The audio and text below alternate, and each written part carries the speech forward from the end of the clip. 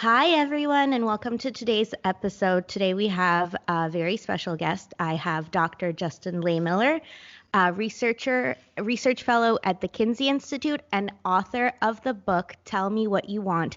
And today we are talking all about sexual fantasies, a really exciting topic. Justin, tell us a little about yourself.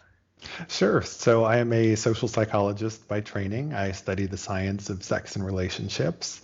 I worked as a college professor for about a decade, and then a couple of years ago kind of went out to do my own thing, and I work now as an author, speaker, and consultant. And I also am still very actively involved in research that I do with Kinsey, but I kind of wear a lot of hats and do a lot of different things, but it's all in the name of sex research and education because I think it's a topic that we can never know too much about, and lots of us Yeah. have questions about it that we've never had answered from a reliable source. And I think science Mhm. is really the best place to learn about what people are doing and how we can improve our intimate lives.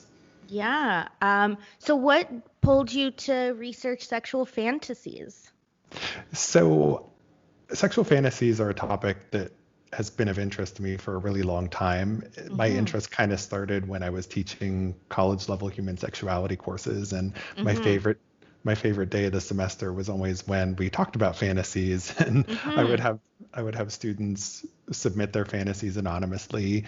We would read some of them out loud and kind of look for common themes that emerge. And that's kind of what really stimulated my interest. But I found that almost all of the research on sexual fantasies was based on college students who Mm-hmm. weren't representative of the broader population. Mm-hmm. And there were lots of questions that had just never been answered, like what's the connection between fantasy and reality, and Mm-hmm. for whom does sharing and acting on fantasies work out well? So I wanted to Mm-hmm. conduct some work to help us better understand some of those unexplored questions and look at what people across the lifespan and of different demographic backgrounds are fantasizing about.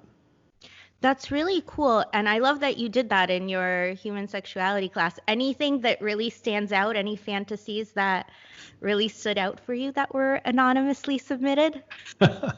So it's funny when, I would do that exercise with my students, and then when I did this large scale survey for my book, um, one of the things I found is that people's fantasies actually become more adventuresome as they age. And so the college student fantasies actually weren't nearly as adventuresome and interesting as some of the older adults who participated in my later surveys. So that's one of the cool things I found was that our sexual fantasies actually seem to change as we Mm-hmm. age.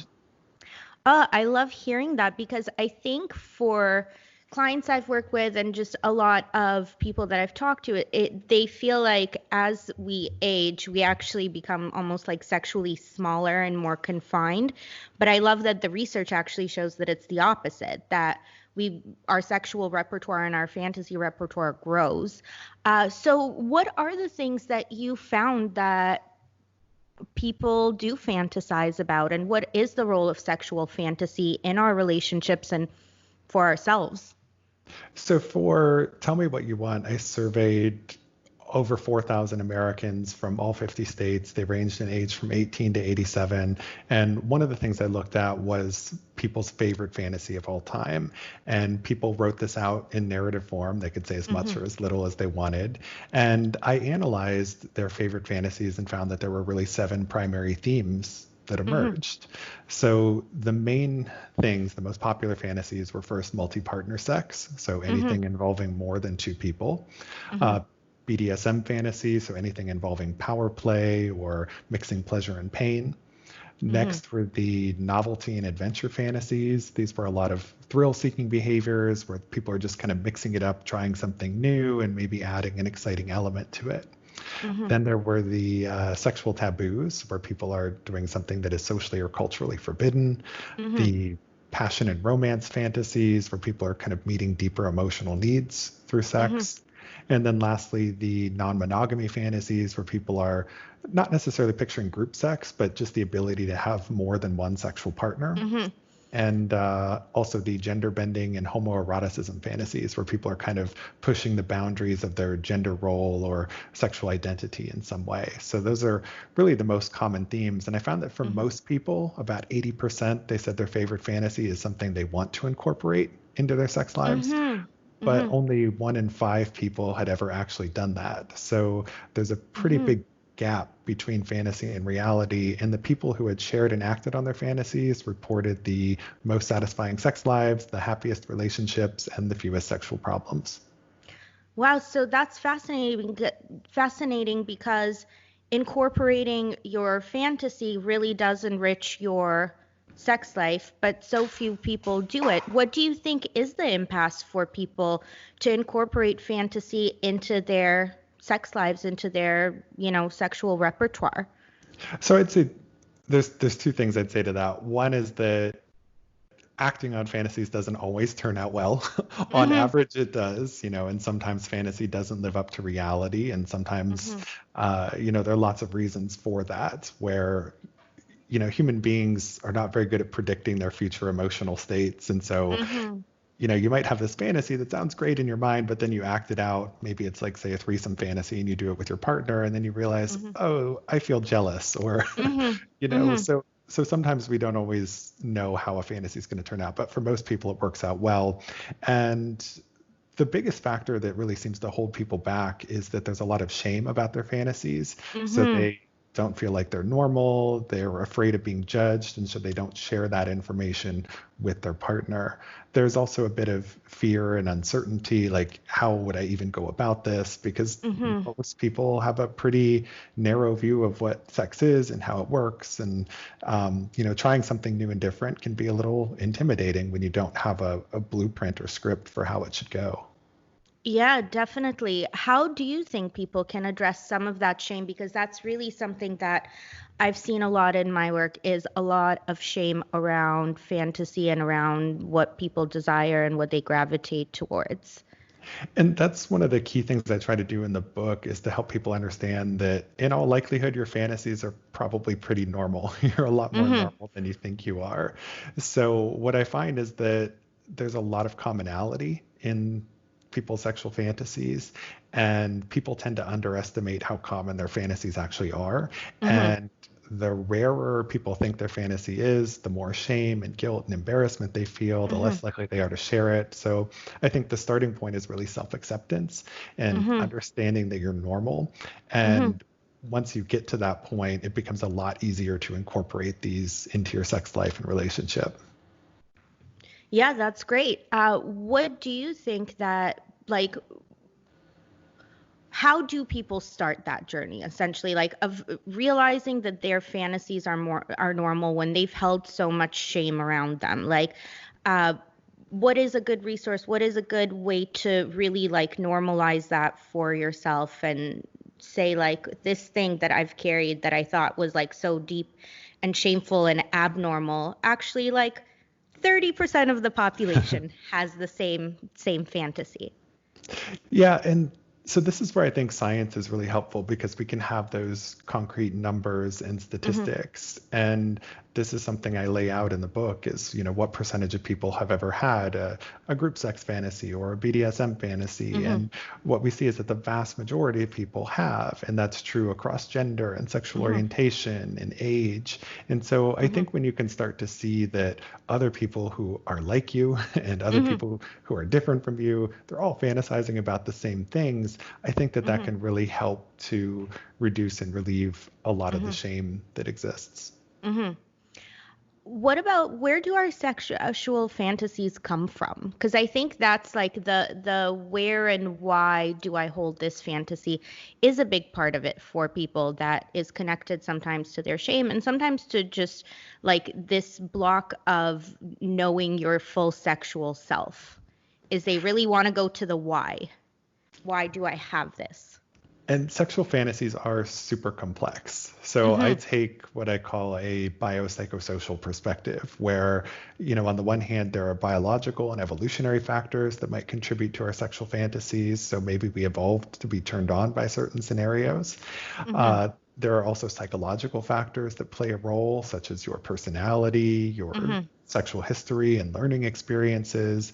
And then there's also the sociocultural factors. What does Mm-hmm. your culture or religion say is normal when it comes to sex?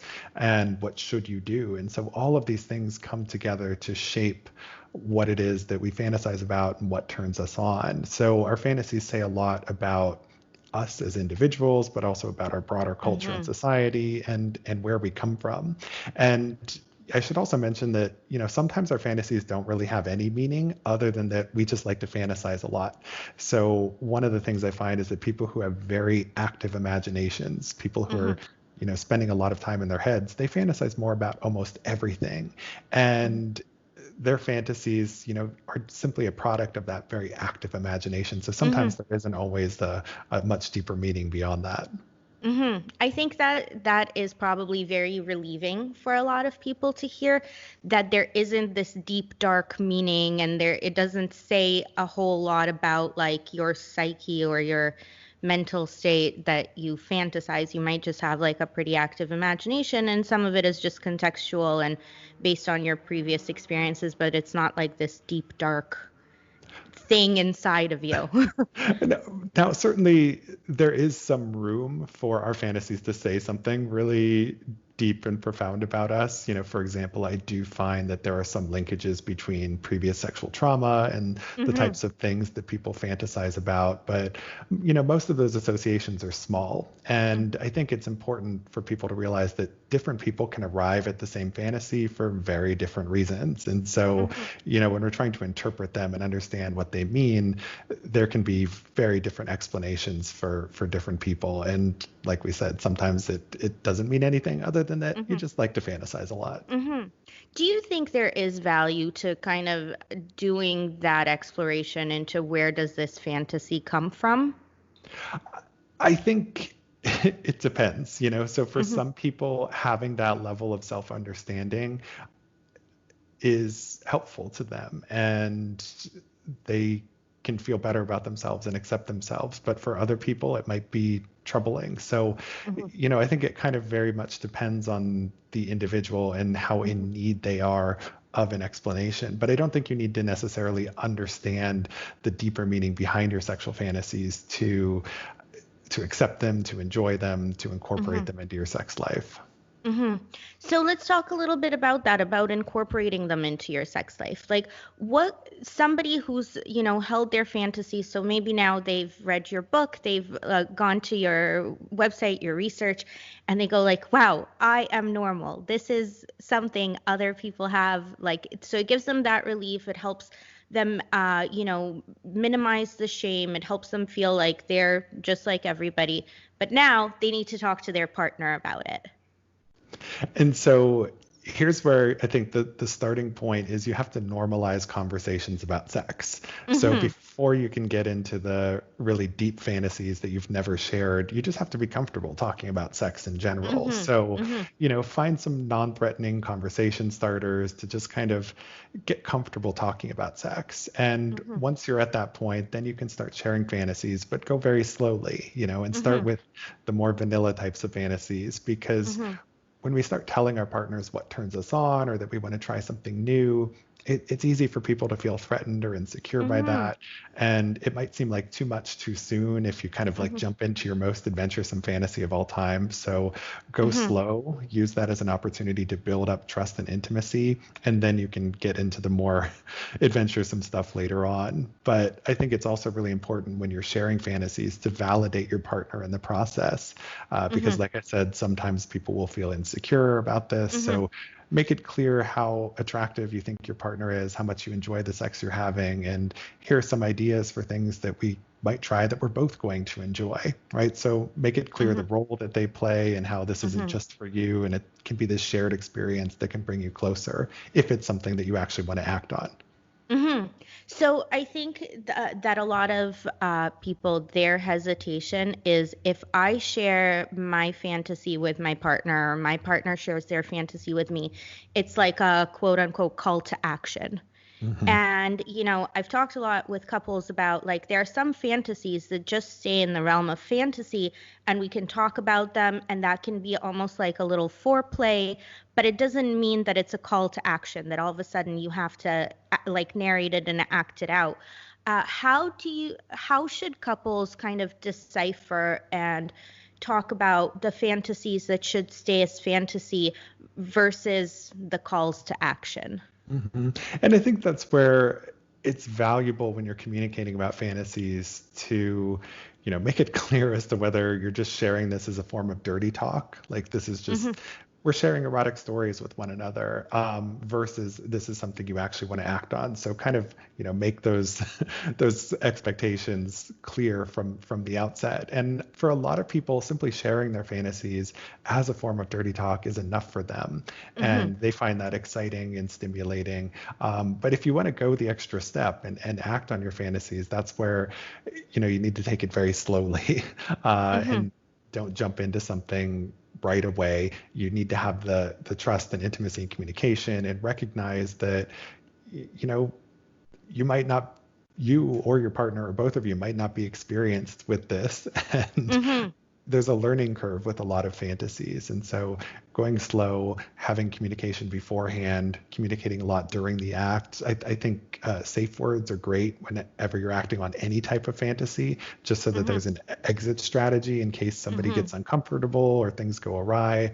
And then check in with each other again afterwards, Hmm. because sometimes it takes a while to perfect a sexual fantasy. So all of that communication is essential. I love that because what I hear you saying is that it's a practice, right? It's not like you one time sit and share and then jump into it and then, that's it. It sounds to me like people who are integrating this well and doing this well, they're really like creating that scene, they're really building up on it and they're doing a lot of processing after. They're probably having a lot of conversations where they're giving feedback about what they liked, what could go different next time. And there's a real kind of growth curve that a couple goes through in order to integrate it to the point where it's really, really erotic and really, like sexually gratifying. Yeah, absolutely. The communication is the key, taking it slow and doing your research and planning ahead, Hmm. because a lot of people don't have a script for how a lot of these fantasies should go. And so they end up in the Hmm. situation and there's some uncertainty. So do some research and take precautions. For example, if your fantasies involve bringing other partners into bed, you need to think about STI risks and other things like Hmm. that, how you're going to manage that. So it's sort of working through all of the potential risks and rewards, Hmm. balancing them, and figuring out how to make this work for you. So it really comes back down to communication and that it needs to be planned, not spontaneous. And I feel like people so extremely overvalue spontaneous sex and spontaneous sexual encounters.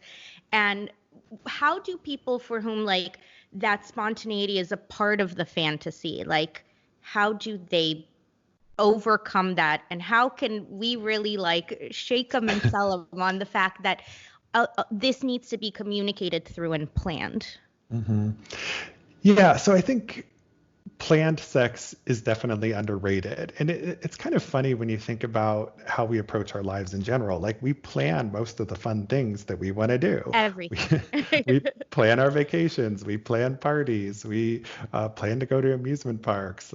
And just because we plan those things doesn't make them any less fun. So why Hmm. would planning sex have to take all of the fun and excitement out of it? So I think it's sort of changing that mindset and then also understanding how planning a sexual encounter can be beneficial in a lot of ways. One is that you can build up anticipation for it. So you can be really excited. You can sext each other about it and talk about how much you're looking forward to it. And then you can also make sure that you get in the right headspace for it, Hmm. because so many people find that they're distracted during sex, they're thinking about work or something Hmm. else. And so if you know that sex is going to happen, you can disconnect from your devices and, sort of start to get in the mood. And that can open the door to even greater sexual fulfillment. So Hmm. we definitely need to change our our way of thinking about planned sex. And, Hmm. spontaneity, certainly that is part of a lot of sexual fantasies. Like a lot of people have this fantasy about, they're partner just comes home from work and they just want to rip your clothes off and have sex. And but you can still kind of plan a spontaneous encounter. You just sort of set the boundaries, and maybe there are certain days of the week that wouldn't be good for this, and um, but there are ways to kind of work in that planned spontaneity. I know it sounds like an oxymoron, but it is a thing that you can do. I 100% agree. I think that you can plan everything, and sometimes I think spontaneity is where things tend to go wrong, and then it becomes a turnoff or an aversion. And then I think that's where people really go into the shame of like holding the narrative of that fantasy, because they tried it once spontaneously without planning it, and then it didn't go the way they wanted. So they go, there must be something wrong with me, or there must be something wrong with my sex life, or in the dynamic between me and my partner, that this didn't work out exactly how I wanted it because we tried it spontaneously. And I think that again, like narrows the repertoire versus broadening it. And I think in a good, healthy sex life, we're always broadening our sexual repertoire. Yeah, and something else I would add to that is that, maybe you think about more planned sex in your regular day-to-day life, but maybe you save the spontaneous sex for when you're on vacation, because then you don't have a schedule and all of these other things around, and it's easier to kind of get in the mood for that. And so there are ways that incorporate both planned and spontaneous sex into your life. It just kind of, you have to figure out how to make that work for you. Definitely. So going back to the fantasies, in terms of couples incorporating fantasy, what are some really good resources for them? What's a good starting point for a couple who's never done this? Well, it depends a bit on what their type of fantasy is, but for example, people who might have fantasies that involve open relationships or group sex, a book like The Ethical Slut is a great resource, because Love that book. yeah, it's very eye-opening, because a lot of people, don't know how to navigate those encounters, or how do you navigate the rules of an open relationship, and that can kind of give you a lot of practical ideas. A companion to that is something called the Jealousy Workbook, and again, if you're going to have an open relationship or group sex, jealousy is an issue that might pop up, and that's a practical guide for how you might work through those emotions. If you're interested more in the power play side of things, or BDSM fantasies, there's the big book of topping, the big book of bottoming. There are lots of these guidebooks out there that can kind of help you work through how the fantasy would work, and things you need to take into account to ensure that it's all safe and everyone is happy. So really education is key. Yeah. Really, really informing yourself. And there's a ton of information out there about, what bringing this fantasy to life actually entails emotionally, practically, physically. Education is key. Absolutely. And, also like fantasies about, sort of experimenting with your sexuality. A lot of people, for example, who identify as exclusively heterosexual have same-sex fantasies. And so, there are lots of great readings and resources you can use to help you better understand your sexuality and what this means. So, for example, books written by Rich Savin Williams and Lisa Diamond on male and female sexual fluidity, I think, can be really helpful in kind of normalizing those fantasies and helping partners to better understand each other when they might express a fantasy that, seems inconsistent with their sexual orientation and this long-held conception they've had of the other person. So I think having that education for all partners can be really useful. Great. So a lot of education resources. How many people, like what percentage of the population are you finding are having those kind of fantasies? Like, is that one of the most common type fantasies? And how do you, when you have this like very heteronormative type of relationship, almost like come out to your partner a little bit? Yeah. So a lot of people tend to think of sexuality as this thing that's pretty fluid, that's pretty static over the course of our lives, and that your sexual attractions don't change. But what we're seeing in the data, mine and others, is that sexuality is much more fluid than we think it is, and people don't fit into these like neat little boxes. So, for example, in my own data, I find that if you just look at people who identify as exclusively heterosexual, 1 in 4 of the men and 1 in 2 of the women report having had a same-sex fantasy before. Mm-hmm. That doesn't necessarily mean that they want to act on it, right? Because Mm-hmm. fantasy and desire are different things. They often Mm-hmm. overlap, but they're different. And so that tells us that, this is a pretty normal experience to have a same-sex attraction if you're a heterosexual person. So in terms of how people might incorporate that into their sex lives, again, it depends if it's a desire, but there are all kinds of things people can do, whether it's, you're watching different types of pornography together, or you're Mm-hmm. using the fantasy as a form of dirty talk, or maybe it's simply interacting with somebody else online. You don't necessarily always have to go the step of opening a relationship or Mm-hmm. bringing other partners into bed. It's Mm-hmm. all based on the individual couples, their moral values, what they think Mm-hmm. is good for their relationship, and figuring out what works for them. Mm-hmm. So I love that you're saying there's a lot of gray, like between the holding the fantasy and having a threesome or going out and having, a consensual non-monogamous sexual encounter with somebody else. There's a whole lot of other stuff that couples can do. And I think that's really important for people to hear because I think people do feel like it's pretty black and white. It's like either I hold the fantasy in my head or like we're diving into the deep end of the pool when really like there's a lot of stuff that you can incorporate that's pretty safe and again takes you through that curve, through that learning curve and through that communication curve of getting to a place of comfort around that fantasy in your relationship. Yeah, I think it's important for people to be creative and to think about, in my fantasy, what is the deeper underlying need or desire that I'm trying to tap into? Mhm. Um, so there are all kinds of ways that you can do this. And for some people, role playing is a really great and simple Mhm. way that they can mix things up and kind of act out their fantasies to a degree without, you know, drastically changing their relationship in some way or Mhm. trying something that, Mhm. seems really adventuresome for them. Mhm. What do you think are those needs that are communicated through those, 7 types of most common fantasies that you talked about earlier? Like, is that something that your research touched on? Yeah, and I think that across the different types of fantasies, there are often deeper emotional needs that we're trying to meet through our Mhm. fantasies. So, for example, when you look at threesome and group sex fantasies, most people describe themselves as wanting to be the center of attention in those Mhm. fantasies, which Mhm. suggests that it's more about just wanting to feel wanted and desired and sexy. And so Mhm. maybe you don't have to have a threesome or an orgy to get those same sorts of Mhm. feelings. So, think about what it is that you really want. What are the feelings, the sensations that you want to have? And what are some safe and mutually agreeable ways that you can mix up your sex life to meet and tap into those needs? Mhm.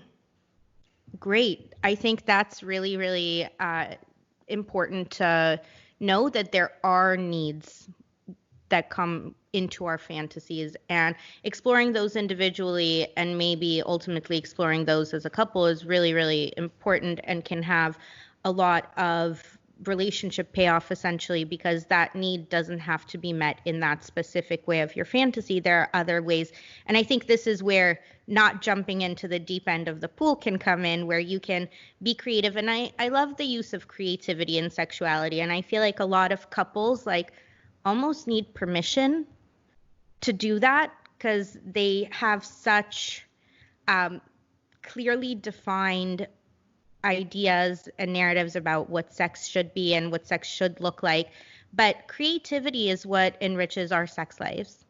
And the more creative we can get with our sexual lives and the bigger we can like define our sexual lives, the better off we are, the more pleasure we get from sex.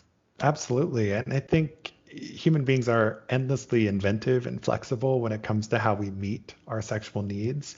And a lot of these fantasies that we have just stem from a need for novelty and excitement that's going unmet in our relationships Mm-hmm. because people tend to grow bored with their sexual routines. And so, Mm-hmm. maybe it's not that you need to do this particular thing in your fantasy. Maybe it's just that you need to mix up your sex life more generally and incorporate sex toys, or you watch porn Mm-hmm. together, or you try role playing. Like there's all kinds of things you can do to interject an element of newness and freshness. Mm-hmm. And yeah.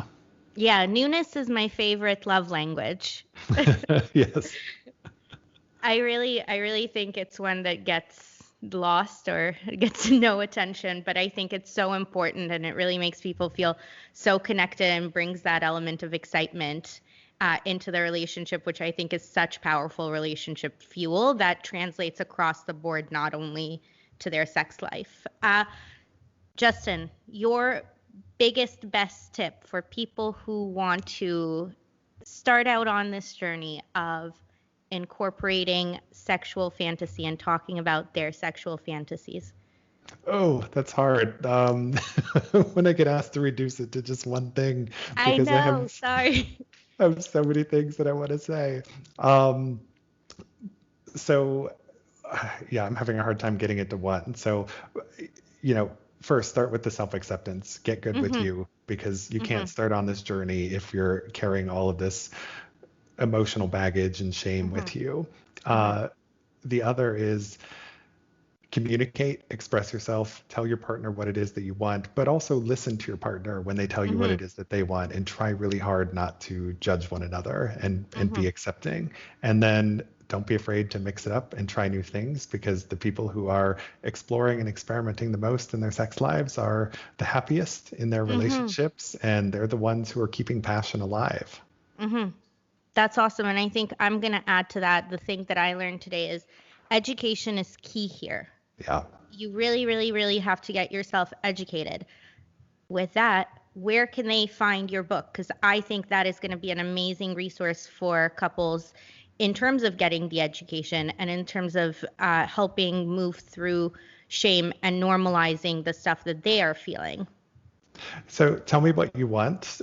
Just came out this week in paperback, but it's also available as an ebook and audiobook narrated by me. So you can have me help you guide you down that journey if you would like. And it's available anywhere books are sold, Amazon and elsewhere. And you can find out more information about it and about my work and research on my website, Sex and Psychology at sexandpsychology.com, where I provide regular updates on the latest and greatest sex research that hopefully both educates and entertains you at the same time. Wonderful. Guys, you can find me and our podcast at Simply Great Relationships on Instagram, on Facebook. If you have any questions for us, slide into our DMs at Simply Great Relationships and we will answer your questions. We will see you next week. Bye.